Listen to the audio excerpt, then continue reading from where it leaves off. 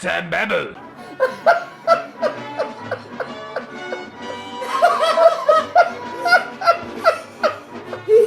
That must have been a dare.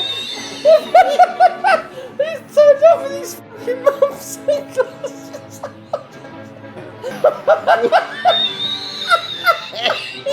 Megaforce. Sorry, just so enthusiastic about it. You made it sound exactly like it feels.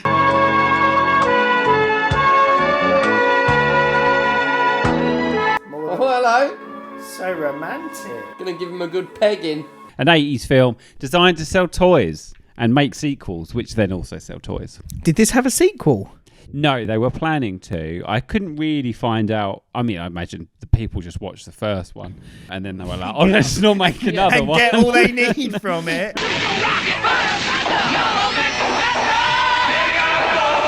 And when you do, you won't be the same. 'Cause of Megaforce for your Atari VCS. One of the new games of the century. So Megaforce is about two countries, one called Sardoon and the other is called Gamibia. Yeah, Gamibia. You reckon you nailed that? Yeah, that's what it is called. It's not Namibia. I thought they were just referencing the real country. No, it's Gamibia. They're two made-up countries. Are you sure? You don't want Megaforce showing you up? No, I don't want Megaforce because that would be fucking so what is it? Shameful, Tom, if this film showed me up in any way, shape or form. Yeah, no, Sardoon and Gamibia. Sardoon is like the more passive country. Sardoon, you know, they need the extra help, so they go out and find themselves Megaforce. And Megaforce is an army of the best soldiers. That's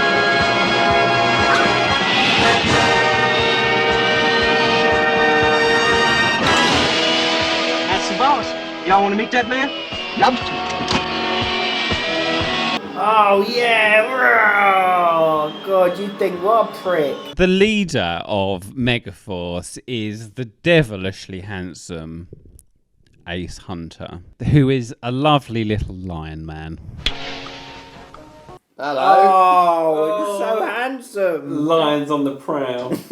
He is. You can see he's lovely little lion man. Anytime you want to browse around, just come on down. God, look at his penis. Quite a suave looking Man. Yeah, I mean his hair is very much of the time. Target sighted and closing. And his face is a little bit small. Yeah, but you I had a did- problem with his face. No, I didn't have a problem with his face. I just noticed how small his face looked, but I think in part it's because his hair was so big. And they determine where and when we strike. A phantom army. Look at them gloves. So who are Megaforce? Megaforce are the megarist force, Dave. They are a private army of the world's best soldiers. Oh, of course, yeah. Scott has a profile on everybody in the world that they deem important, and it is complete. Significant overreach, that, isn't it? Yeah. It's weird that they're painted as the good guys. Yeah, I know. Well, you were born in Essex. Your daddy's rich and your mama's good looking. Now, sister, you got a helicopter. That's what it says on the file. It says that, fucker. Yeah, definitely would. Basically funded by all governments. They're like the world's secret army, and they just go do missions for everybody. Yeah, but if it's all the world's governments, then why a Sardoon, right? And then sending them against someone who's funding them. It's ridiculous, because when someone asks them where all of their equipment and stuff comes from, Dallas just quite flippantly says, oh, we just get a truck turn up every few months and they push a load of stuff off the back. All we know is ever so often they just back up a truck and unload a whole mess of stuff in all sizes and colors. It's a bit A-Team, but it's a year before A-Team was released, actually. Really? It was ahead of its time. Ahead of its time, yeah. So Sardoon call up the old Megaforce. Say, Are you not going to Ace. mention Duke? And how Duke's involved, because Duke is involved. Yeah, with... we'll get there. You're going to mention Duke. You've got to mention Duke. I haven't mentioned anything yet. No, I know, but we've been Sardoon, Gamibia, and the fact they're over the dust up. But we've been going for about 15, 20 minutes. We haven't even reached the fucking the end of the credits. End of the opening credits. Dallas, when a person doesn't have less on, they have more on? Exactly. So Gamibia are being headed up by a man called Duke. Oh, God, just don't say Gamibia again. That's what's getting me. That is it.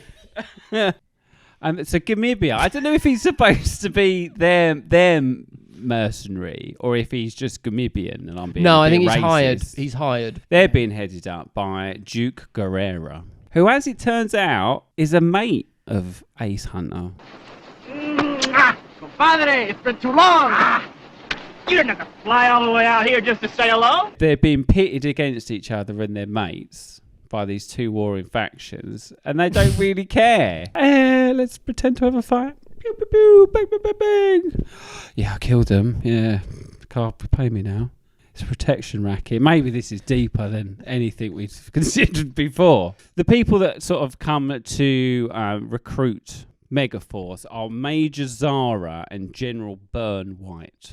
So the plan for Megaforce is that they are going to drop in behind enemy lines in Gamibia and then just duff them up a bit, teach him a lesson and say, oi, don't leave my Zudonian mates alone. So what they do is they set up Operation Hook, Line and Sinker. Megaforce are going to go across the border, hook him, then go back over the other side of the border, reel him in, and then I don't know what the sinker bit is. What ends up happening is that Megaforce get told that they're going to get nicked because they went over the border in the first place. But that's what everyone knew they were going to do. It doesn't make any sense. One last look at his penis as he walks away. And put some clothes on you, whore. Yeah. So when Burn White leaves them, says, no, you can't come back over the border, Megaforce are just stranded in Gamibia, so they have to escape. So they decide that they're going to fight the Gamibians again because they need to get to the landing strip so they can get picked up. But poor old Ace Hunter, he takes one for the team, falls off his bike. The rest of his team disappear off onto the plane, and he is left on his own. But no, because earlier in the film, when they're being shown the old motorbikes, Just remember, it's the red buttons. 1 and then 2. by the Eggman, whose name I can't really remember. They call him the Egg. The egg. That man's got more degrees than a red-hot thermometer. And then actually, as it turns out, that button makes the bloody bike turn into a rocket ship.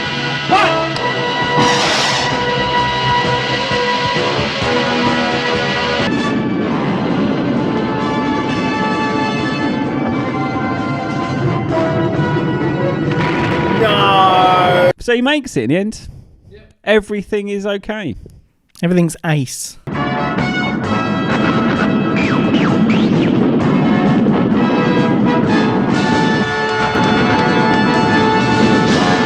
Oh my God, look at that hair. There's no consequence to any of this, really. No, everyone at the end is just exactly where they were in the first place. Like the guys who made South Park have watched this film. And the leader who wears this big silver suit, he's almost late, but then he uses a flying mode to get in the back of this plane. Dude, that's not this episode.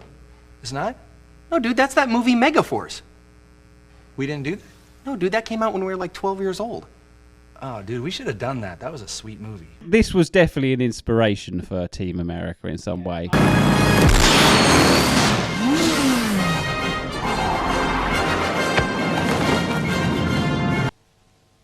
They think alike. To the point that they each penis. It does look like it, doesn't it? That's unreal.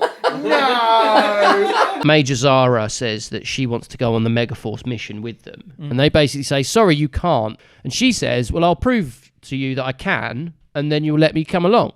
And he says, yep. Yeah, he says, yeah, that's all absolutely good. fine. If you can prove that you're good enough to keep up, then that's fine. I'm a man of my word. So she's a major. She has served in war. But then she dives out of the plane, and Hunter is incredibly impressed by the fact that she's dived. Yeah, can't believe that she's... What a woman. She's got a vagina. Well, he knows that because he's been trying to get into it. This is true. Oh. Although, to be fair, her trousers aren't nearly as tight as his. It's like every pair of trousers he's got cut to accentuate the bulge. Accentuate his Megaforce. You can see his intentions. But, yeah, see his religion. Yeah. He dives out after her, and then we get some really hammy but orchestral music as they are green screening their way through like 15, 20,000 feet.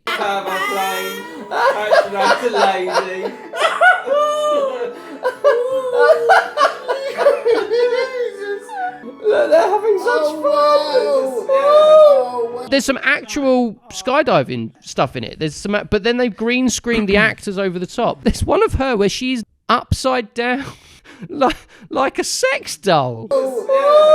She full on shows her action chops in more than one way, and then they say, "You're really good, but sorry, you can't come because you're a woman." No, he says because we're all super trained for everything. Those 60 guys, they have trained, they have fought, they've lived as one man. They think alike. So this film actually pioneered the use of Introvision, using glass stills with different backgrounds and things. Oh, the sky looks a different colour. Even, and also some of the mountain, because it's just a line we cut out, yeah. That was an Introvision shot. Hi, I'm Tom Nod, president of Introvision. Probably already seen some of our work and not known it. Here are some examples. This award-winning French commercial for Renault car was designed by Roman Polanski. They do some hologram stuff. They don't really use it to much effect, like the Megaforce canonically. Oh, here's a hologram. Looks so real, doesn't it? Are you there? Are you there? Of all the idiots I've had around me, you're the worst.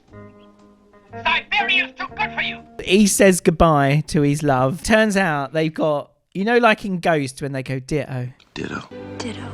Ditto, ditto. Ditto. Ditto. Ditto. So, oh, that's cute. You can tell they've been in a relationship for a long time. Well, they try and skip that process and they just go, kiss mum, whatever they do. Oh my god! Oh no! This is so shit! Oh, what's that? Like they've got their own little thing. If you started dating someone and the first night you sleep with them, they do and do that, right? And then the next time you're in public, he goes and does it. Don't you go like, oh no, like yeah, we've just this is not. It's the kind, to be honest, I wouldn't even want to hold your hand. No. She's waving to the plane. She's so enthusiastically waving to a plane that's got no windows. But in like it. a kid waving at just a thing. She's just waving at the plane. She doesn't understand. He's got his mum's Sunnies. Obviously refused to stand there without glasses on, and they went, well, we'll have to take them off of this person's granny. There's been an argument between the director and he's gone, I'm fucking wearing them. I have a guess at budget for this. Oh, we were talking about earlier. Oh, I weren't we? guess 20. 20. I think it works out to about 60 in today's about market. 60 in today's market. Modern Give day or take. monies, yeah. What did it gross though? I want to find it, but I'm going to say 5 million. Oh, that's a loss, isn't it? Yeah, No wonder they made no more. 5.7 apparently. This is 1982. Hey! Dude! He's probably my favourite character in the movie, to be honest. He seems the most like, animated. He seems like he's having the most fun. Very nice. One piece zipper. Yeah, chic. What a bad layout. He is enjoying himself. I think he is. Old Ace Hunter's a bit of a wet fish. Triad wetfish. Mano. You stole my lighter. The chap who plays him, I think Barry Bostwick, his name is. He played the lead next to Susan Sarandon in the Rocky Horror Picture Show. Damn it, Janet. So the director was a guy called Hal Needham, who did Smokey and the Bandit and Cannonball Run and thing. He was a former stunt man who then moved into directing. This is sort of earlier in his sort of directing days, I think. He hadn't got his chops. Yeah, but... Well, he didn't have the right writing team. I I imagine that's what it was. Yeah. Would you say the action was great, though? Look at all the fireworks. Health and safety nightmare, isn't it? Blimey. Oh, I don't... Oh, yeah, we'll add some lasers. They spent $1 million on the bikes, I think, alone. They were made and they worked for all intents and purposes. They fired little rockets. And they do look cool. I was going to say you were impressed with them. Dave, were you impressed with them? No. Looks like a lot of paper mache. Yeah, it does. It looks cheap. No, I got a little armour on now. I think you're being harsh. For $1 million for those bikes. For that time. Even more so. That's mental. 5% of the movie's budget they spent on those bikes. Yeah. That's insane. How much they spend on writers? 20p? How much further, Daddy? Just over the ridge. You call him Daddy? I think you did. They should have known better Everybody should have known better. than this. Come on. We had Flash Gordon at this point, didn't we? I mean, that was shit. Let's be honest, the charm of that film is because it's shit. I love the film, but it's rubbish. There's so much cool stuff in it. And it's They rubbish. put their hand in, the reason why scorpion gets them. I can know. never watch. It's still rubbish. It's so scary. Ace, it's all over. I think I'm going 2. I did think it was funny, and I did have a laugh, but it doesn't make sense. And the last fight scene goes on a bit too long because you go, well, why are they fighting? Who cares? No one dies. What was the point of this? That drags it down. I'm going to go for a 1.5. And a large part of that is based on that sunglasses scene. I slept through a good third of this movie because I was a bit tired. No, But you can't also, blame it on that. You're just old. If the movie was really, really good, I'd have made sure that I stayed awake. I knew my eyes were going, and I did nothing to prevent it from happening. You're an idealist. In the 70s, we could be idealists. But today, it's so expensive. You know, there's one thing you never understood. That there are some things that you can't put a price on.